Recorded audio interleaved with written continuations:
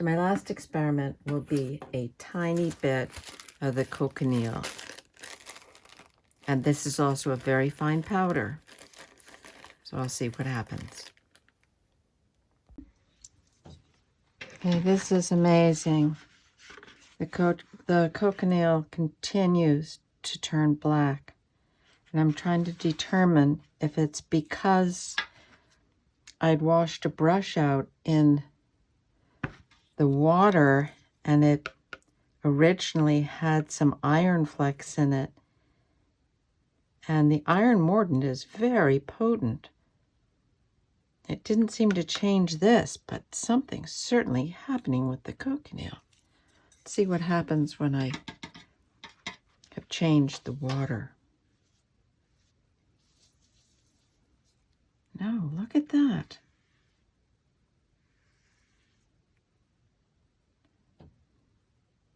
Why is it doing that? Wow, if anyone knows the answer to that, please let me know. And look, this stays red. Wow.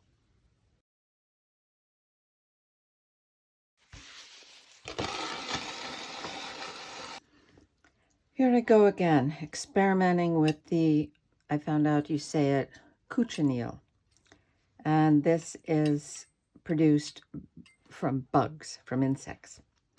And I researched online today, and I just love science teachers. David V. Black came up with possible explanation for, well, not why it turned black, but his turned black also.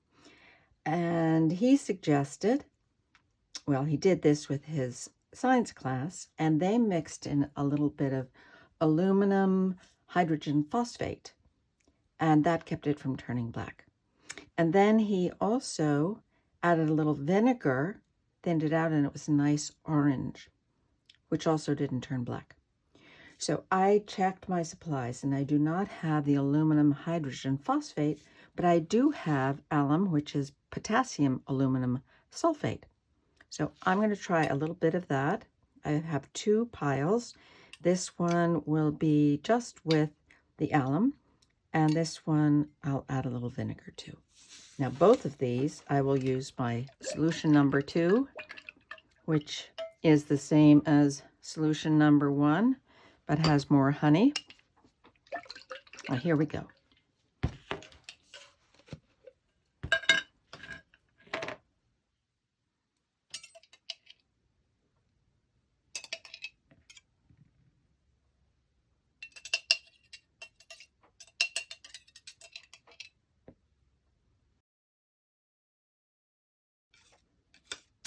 What I'm going to do is I'll mix it all together and then I'll divide it in half. It's silly to do it differently.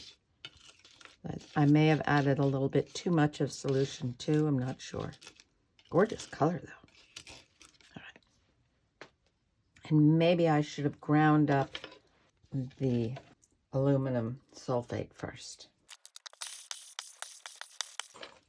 Definitely an amazing color. Does not seem to be turning black.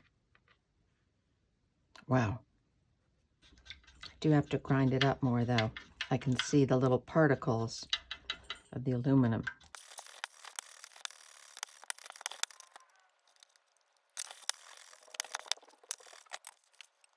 Better. I will add a little bit more powder. It's a little too loose for me.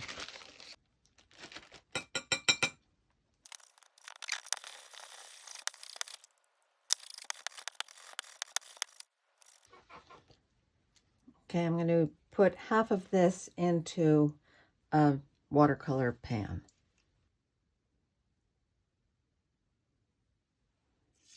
This might be too thin, not sure. I'll see when it dries. Could be just the right texture. All right, now this I'm going to do into 2 batches. Put a little bit of vinegar in, and then I'll put a little bit more vinegar in.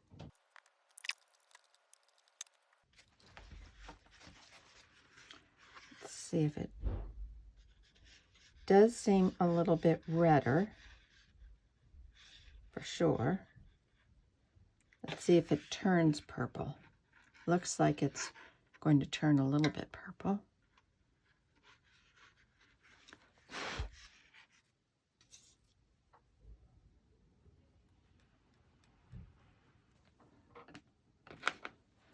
Okay, now I'm going to add more of the vinegar. Ooh, let's see how that works.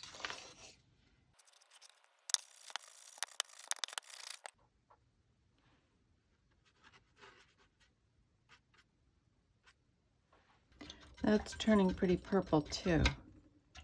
Maybe I should have tried some without the alum. Or I'll add more.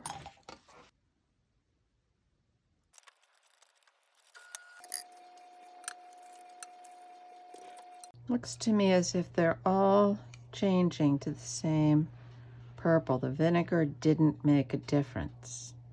So now I have to try it again without adding the alum, but just adding the vinegar. In the meantime, I've got some great color. Thank you, David V. Black. This is going into a shell. I think I'm addicted now. This was exciting, and the texture is better.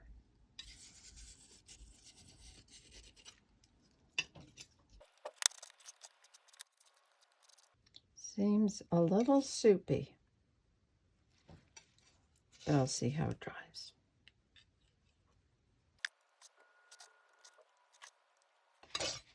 I'll use this for collage.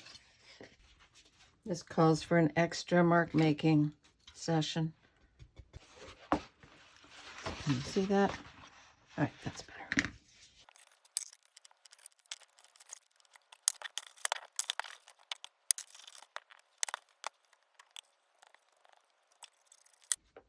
All right, what's happening is I'm turning into a mark making maniac and absolutely loving it.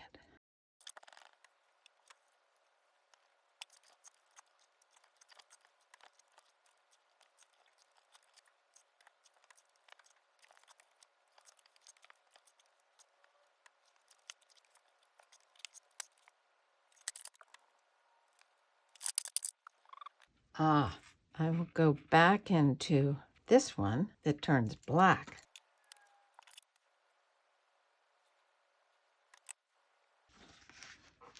Well, that was a lot of fun. I think that when this dries, I'm just going to splatter a little bit of white gouache up in here. It's interesting to me that these have turned black as I expected, and that turned black because those are from this. This was the original one that turned black so quickly. And these are also from this, but they have not turned as black. Now they might. They're not dry yet. We'll see. Pretty interesting. I like this. That's a nice dark. So there's potential here. Potential for some exciting surprises.